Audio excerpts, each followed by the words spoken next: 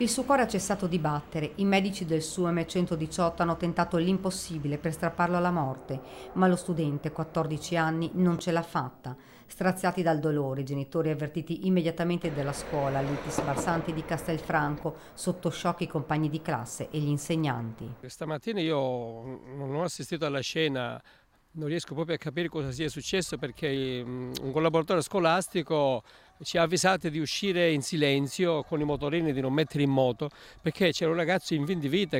Ma il tam-tam sulla morte del 14enne è iniziata a circolare nel pomeriggio raggiungendo sui telefonini i compagni di classe.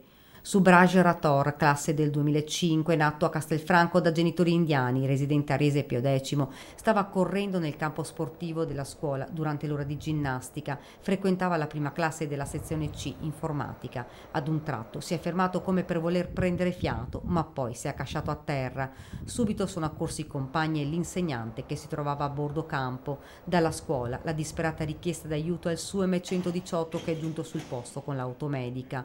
Un dramma che si è consumato in quei pochi ma lunghissimi momenti. Il medico ed i sanitari hanno tentato l'impossibile, ma il cuore di Sukraj non ha più ripreso a battere. Il giovane, che era in cura per una forma di epilessia, sarebbe deceduto sul posto, ma è stato ugualmente deciso il suo trasporto all'ospedale, al fine di evitare una permanenza prolungata sul posto e attenuare il più possibile l'impatto emotivo sui ragazzi che frequentano l'istituto. I compagni sotto shock sono stati fatti rientrare subito in classe, dove hanno atteso con trepidazione la notizia del loro amico, fino al pomeriggio, quando inesorabile è arrivata la conferma della morte.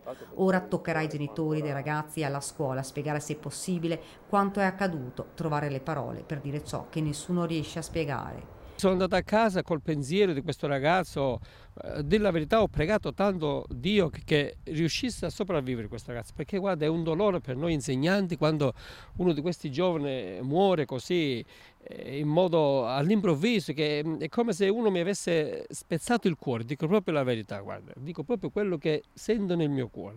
Il pubblico ministero di turno si è recato comunque nella sede ospedaliera, riservandosi di disporre l'autopsia.